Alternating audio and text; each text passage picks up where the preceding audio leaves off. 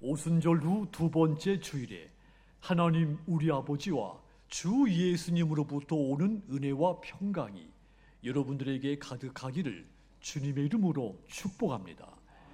사람의 마음은 참으로 오묘합니다. 한 마음 속에 슬픔과 기쁨이 함께 공존해 있습니다. 슬픔의 눈물, 기쁨의 눈물이 한 눈에서 나옵니다. 어떤 부모는 자녀의 결혼식장에서 웃으면서 동시에 눈물을 흘리죠. 기쁘지만 또 한편 아쉽고 서운한 감정이 있는 겁니다. 인생이 늘 그렇습니다. 슬픔만 있는 것도 아니고 기쁨만 있는 것도 아니죠. 그래서 우리 마음에는 언제든지 여러 감정들이 공존해 있습니다. 그런데 여러분, 같은 슬픔을 겪지만 어떤 사람은 삶이 무너지죠. 하지만 반대로 똑같은 슬픔을 겪지만 어떤 사람은 삶이 더 성숙해집니다. 어려움을 만난 것도 마찬가지입니다. 어떤 사람은 어려움을 만나면 이 삶을 원망하고 무너지는데 반대로 감사하는 사람도 있습니다. 그 차이는 환경에 있지 않습니다. 그 사람의 마음에 있다는 뜻입니다. 그래서 잘 살아가는 방법, 마음을 잘 가꾸는 데 있다는 이야기입니다. 성 마카리오스라는 사람, 심장을 가리켜서 마음의 집이다 이렇게 비유를 했습니다.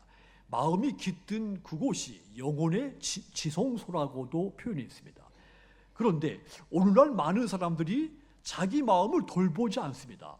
돌보지 않을 뿐만 아니라 거짓되고 허망한 그 마음이 본래 내 마음인 줄 알고 속고 살죠.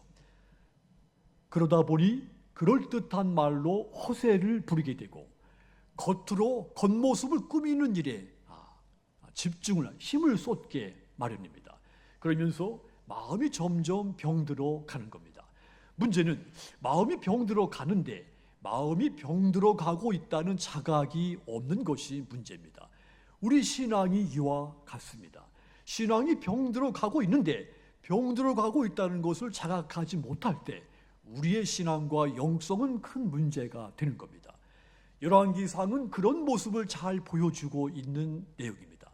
열왕기상은 이스라엘 백성들이 하나님을 떠나서 점점 무너져가는 그 과정을 보여준 책입니다.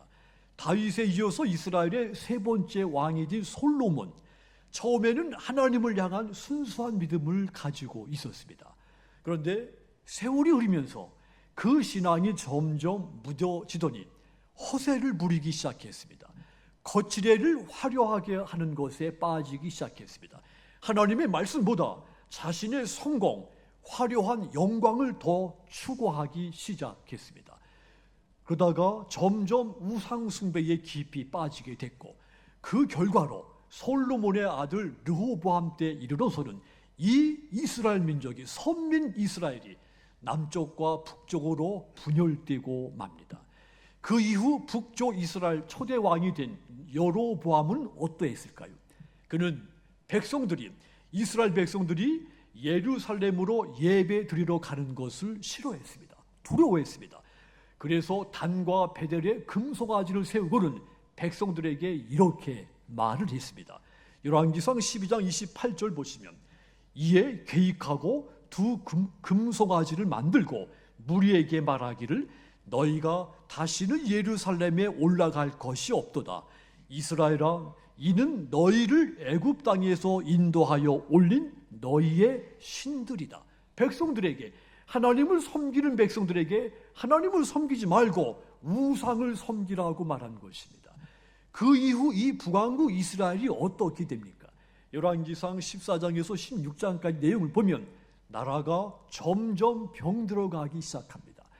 여로보암부터 시작해서 오므리 왕조 1위까지 끊임없이 반역이 일어나고 쿠데타가 발생하고 살인이 일어나고 이 이스라엘 북왕국 이스라엘이 암흑의 시대 큰 혼란에 빠져들고 말았습니다. 여러분, 하나님의 말씀을 버림으로써 나라 전체가 영적으로 병들어 간 겁니다.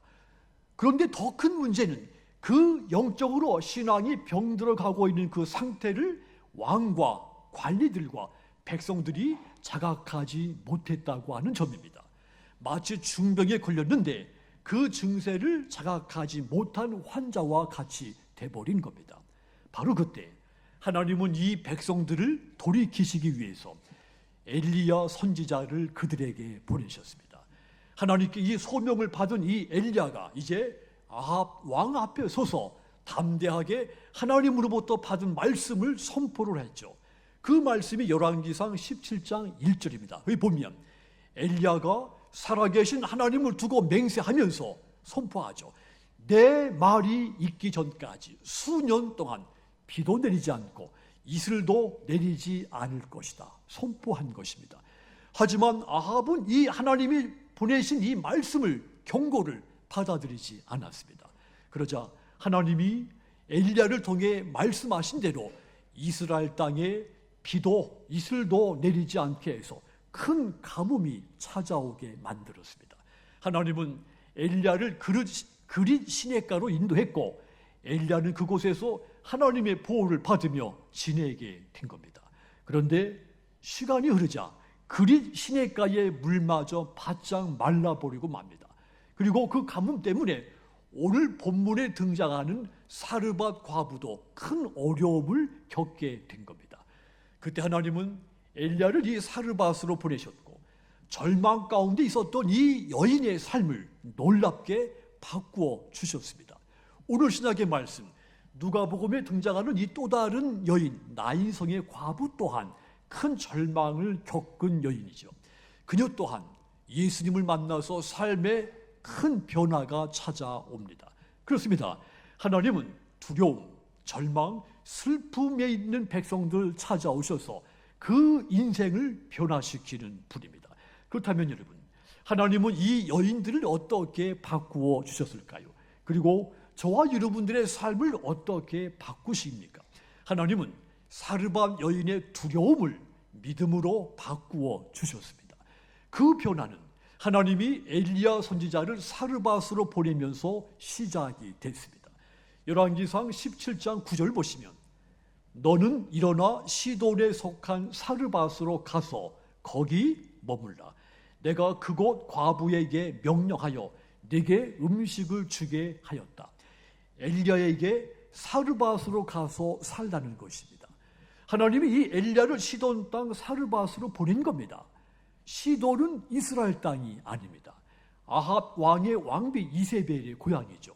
바알을 숭배하는, 우상을 숭배하는 이방의 땅입니다. 하나님이 왜 이런 땅으로 엘리야 선지자를 보내셨을까요?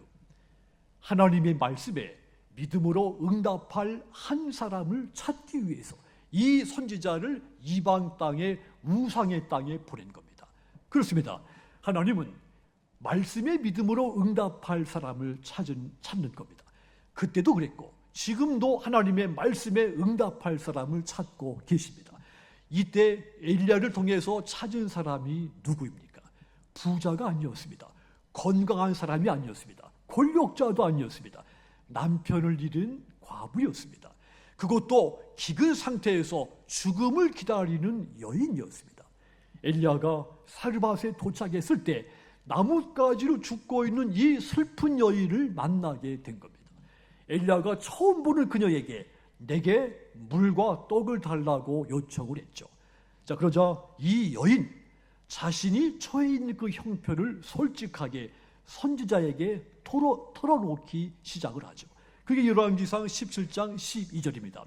나는 떡도 없고 물도 없고 통에 한 움큼 가루, 병에 기름 조금밖에 없는데 이곳으로 나와 내 아들이 죽기 전에 마지막으로 먹을 음식을 준비하려던 참입니다.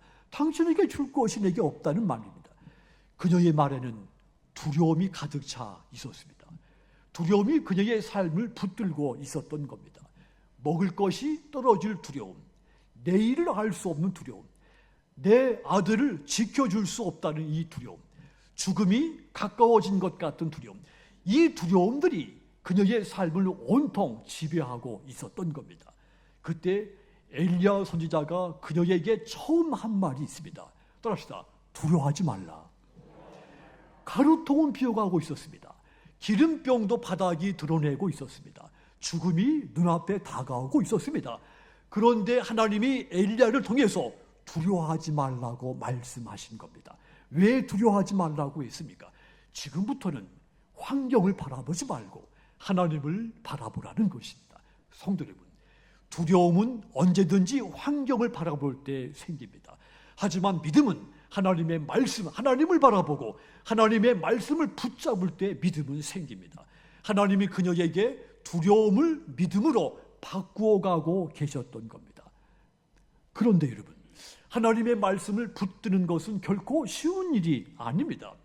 엘리야가 그녀에게 이어서 한 말을 보면 아무리 하나님의 말씀이라도 그 말씀을 붙든다는 것이 얼마나 어려운 것인지를 알 수가 있습니다. 열왕기상 17장 13절 보시면 엘리야가 그에게 이르되 두려워하지 말고 가서 네 말대로 하려니와 먼저 그곳으로 나를 위하여 작은 떡 1개를 만들어 내게로 가져오고 그 후에 너와 네 아들을 위하여 만들어라. 그녀에게 가루 1움큼, 기름 조금은 마지막 남은 양식입니다. 그 양은 자기와 아들이 먹어도 부족한 양입니다. 그런데 이 엘리야가 먼저 내게 떡을 가져오라고 요청한 겁니다. 하나님의 말씀이지만, 아무리 하나님의 말씀이지만 이 요청을 받아들이는 것은 너무도 힘든 그런 요청이었던 겁니다. 그런데 열왕기상 17장 15절에 보시면 그가 가서 엘리야의 말대로 하였더니 그랬습니다. 여인이 엘리야의 요청을 듣고 그대로 행한 겁니다. 여러분, 여인이 두려움보다 하나님의 말씀을 붙잡았다는 뜻입니다. 눈에 보이는 이 두려운 환경보다 하나님의 말씀을 선택을 한 겁니다. 마지막 떡보다 하나님의 말씀을 붙든 겁니다. 어떻게 이런 결단을 할 수 있었을까요? 눈앞에 남아있는 그 가루, 그 기름, 그것보다 하나님의 약속을 더 신뢰했다는 뜻입니다. 당시 다른 사람들은 떡은 원했지만 말씀을 원하지 않았죠. 하나님의 은혜는 간절히 기다렸지만 하나님을 원하지 않았습니다. 축복은 원했지만 믿음을 품지 않았습니다. 그런데 같은 공간에 살지만 사르밧 여인은 달랐습니다. 그녀는 눈에 보이는 떡보다 하나님의 말씀을 붙든 겁니다. 하나님의 말씀을 붙든 이 여인에게 하나님은 마침내 약속하신 말씀을 그에게 이루어 줍니다. 열왕기상 17장 16절입니다. 이 말씀 같이 읽겠습니다. 여호와께서 엘리야를 통하여 떨어지지 아니하고 병의 기름이 없어지지 아니하니라. 아멘. 가루통이 마르지 않았습니다. 기름병이 비지 않았습니다. 그렇습니다. 하나님은 신실하신 분입니다. 말씀을 붙들고 사는 사람을 결코 실망시키지 않습니다. 그렇게 여인의 두려움은 믿음으로 바뀌어 간 겁니다. 그런데 여러분, 이 여인에게 두려움이 다시 찾아왔죠. 아들이 병들어 죽게 된 겁니다. 그 순간 여인의 마음 흔들렸죠. 열왕기상 17장 18절 보시면 여인이 엘리야에게 이르되 하나님의 사람이요 당신이 나와 더불어 무슨 상관이 있기로 내 죄를 생각나게 하고 또 내 아들을 죽게 하려고 내게 오셨나이까. 여인이 엘리야를 향해서 원망하면서 자신의 죄 때문에 내 아들이 죽은 것, 이런 사건이, 이런 일이 일어난 것이 아닌지 두려워하며 엘리야에게 토로를 한 겁니다. 그렇지만 여인은 믿음을 버리지 않았습니다. 그녀는 문제를 안고 하나님의 사람 엘리야 선지자에게 나아간 겁니다. 엘리야는 그녀의 이야기를 듣고 하나님께 간절히 중보기도 하기 시작했습니다. 하나님은 엘리야의 기도를 듣고 마침내 그녀의 죽은 아들을 다시 살려줬습니다. 그리고 마침내 여인의 입에서 놀라운 믿음의 고백이 터져 나오게 됩니다. 열왕기상 17장 24절 보시면 여인이 엘리야에게 이르되 내가 이제야 당신은 하나님의 사람이시오 당신의 입에 있는 여호와의 말씀이 진실한 줄 아노라. 하나님의 말씀이 모두 사실인 것을 알겠다는 것입니다. 여인의 두려움이 온전한 믿음으로 바뀐 것입니다. 하나님께서 그녀를 두려움 속에 머물게 하지 않으신 겁니다. 그녀의 두려움을 믿음으로 바꾸어 주신 겁니다. 성도 여러분, 우리도 이 사르밧의 여인처럼 많은 두려움을 만날 수 있습니다. 청년들은 진로, 취업에 대한 두려움을 만날 수 있습니다. 노후가 준비되지 않으신 분들은 노년의 삶이 두려움이 될 수 있습니다. 어떤 사람에게는 변화되는 사이 속에서 나만 뒤처질 것 같은 그런 두려움이 생길 수도 있습니다. 하지만 여러분, 하나님은 그런 우리에게 두려워하지 말라고 말씀해 줬습니다. 하나님은 두려움이 없는 사람을 찾는 것이 아닙니다. 두렵지만 하나님의 말씀을 붙드는 사람을 찾는 것입니다. 그 찾은 사람이 사르밧의 여인이었던 겁니다. 사르밧의 여인이 마지막 떡보다 하나님의 말씀을 붙들었던 것과 같이 우리도 눈에 보이는 현실보다, 나를 두렵게 하는 그 현실보다 하나님의 말씀을 붙들어야 되는 겁니다. 오늘 우리에게 필요한 것, 두려움이 없는 마음이 아닙니다. 두렵지만 하나님의 말씀을 붙드는 믿음입니다.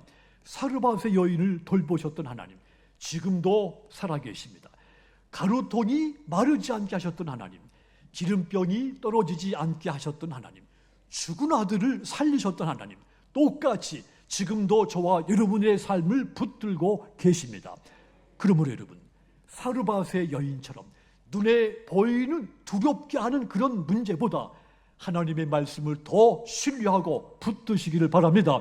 그리하여 두려움을 믿음으로 바꿔주시는 하나님의 역사를 체험하시는 저와 여러분 모두 되시기를 주님의 이름으로 축복합니다. 또한 하나님은 슬픔을 소망으로 바꿔주신 분이십니다. 이 변화는 예수님을 만날 때 일어난 변화였습니다. 누가복음 7장 오늘 시작의 말씀에 한 명의 과부였던 나인성의 여인 이야기가 있습니다. 나인이라고 하는 이름, 아름답다, 즐겁다, 기분이 좋다 이런 뜻입니다. 그런데 그날 나인성은 이 이름같이 못했죠. 즐거운 마을이 아니었습니다. 마을 밖으로 장례 행렬이 나오고 있었기 때문입니다. 슬픔, 절망의 행렬이 나인성 성문을 나서고 있을 때 예수님과 제자들이 이 나인성을 향해 들어가고 있었던 겁니다. 누가복음 7장 12절 보시면 성문에 가까이 이르실 때에 사람들이 한 죽은 자를 메고 나오니 이는 한 어머니의 독자요 그의 어머니는 과부라. 그 성에 많은 사람도 그와 함께 나오고를 그랬습니다. 죽음의 행렬과 생명의 행렬이 성문 앞에서 마주하게 된 겁니다. 이 행렬 중심에 세상에서 가장 슬픈 여인이 있었던 겁니다. 누가복음 7장 12절 보시면 그녀는 과부였다고 했습니다. 이미 남편을 잃은 슬픈 여인이었던 것입니다. 그런데 이제는 하나밖에 없는 그 아들마저 죽어 장례를 치르고 있었던 겁니다. 당시 과부에게 아들, 그 존재라는 것은 단순한 자녀가 아닙니다. 삶의 의지고 미래의 소망인 것입니다. 그녀에게 이 모든 소망이 끊어진 것까지 보였던 그 순간에 성문 밖에서 이 두 행렬이 마주하게 된 겁니다. 한쪽은 죽음이 앞장서고 슬픈 사람들이 뒤따르는 슬픔이 가득 찬 행렬이 있고, 다른 한쪽은 예수님과 함께하는 소망의 행렬이 있었던 겁니다. 죽음의 행렬, 생명의 행렬이 이곳에서 만난 겁니다. 이때 예수님이 그 여인을 봤습니다. 누가복음 7장 13절 보시면 예수님이 그녀를 보시고 불쌍히 여기셨다고 했죠. 그리고는 그녀에게 울지 말라고 했습니다. 예수님이 울지 말라고 한 거, 눈물을 참아라 이런 뜻이 아닙니다. 더 이상 울 이유가 없게 되게 해주겠다 약속입니다.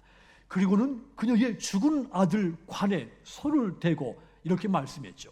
누가복음 7장 14절 보시면 가까이 가서 그 관에 손을 대시니 맨 자들이 서는지라. 예수께서 이르시되 청년아 내가 네게 말하노니, 따라합시다. 일어나라.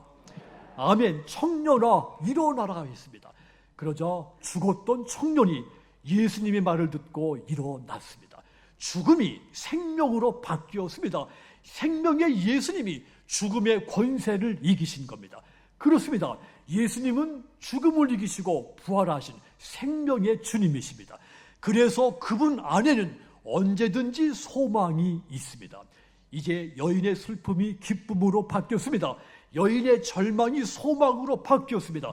예수님이 그녀의 슬픔을 소망으로 바꿔준 겁니다. 성도 여러분, 우리도 살아가면서 크고 작은 상실의 슬픔을 만나게 되죠. 다른 사람에게 말을 할 수 없는 슬픔을 만날 수 있습니다. 나에게 가장 소중한 사람을 잃는 그런 슬픔도 만날 수 있습니다.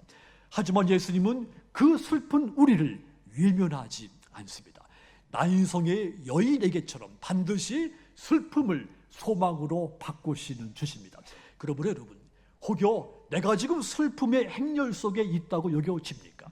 그렇다면 슬픔의 자리를 찾아오시는 그 주님을 간절히 찾으시기 바랍니다. 하여 일어나라, 그 하나님 주님의 음성을 듣게 되기를 간절히 부탁을 드립니다.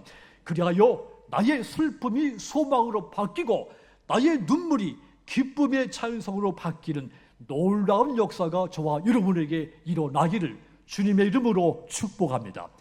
하나님은 또 율법의 열심이었던 사도 바울을 복음의 열정적인 사람으로 바꾸어 줬습니다. 바울은 예수님을 만나서 극적으로 바뀐 사람이죠. 그가 예수님을 만나기 전에 유대교와 율법의 열심이었던 사람이었습니다. 율법의 지식이 많았고 유대교식으로 경건하게 살려고 애썼던 사람이었습니다. 그런데 그에게는 문제가 하나 있었습니다. 열심을 내는 방향이 잘못되어 있었던 겁니다. 내가 이렇게 열심을 내는 것이 곧 하나님을 잘 섬기는 것이라고 생각했는데, 그런데 반대로 그가 열심을 내는 것만큼 기독교 예수님을 박해하고 예수님의 제자들을 박해하고 교회를 핍박하고 하나님을 가려버리는 그런 일들이, 그런 문제가 생긴 겁니다. 이처럼 잘못된 열심은 하나님의 일을 가로막습니다. 그런데 주님은 이 잘못된 열심을 품고 있었던 바울, 다메섹 가는 길에서 만나 주시고 그의 눈을 열어서 진리를 깨닫게 해 줬습니다. 예수님을 만난 이 바울, 자신이 얼마나 큰 죄인인지를 깨닫게 됐고 예수님이 죄에서 구원하시는 메시아 구원자이신 것을 알게 됐습니다.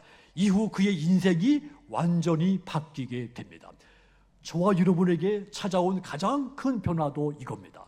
나는 죄인이고 예수님은 내 죄를 용서하시고 나를 구원하시는 메시아인 것을 깨닫게 됐고, 이것이 내 인생에서 가장 큰 변화인 겁니다.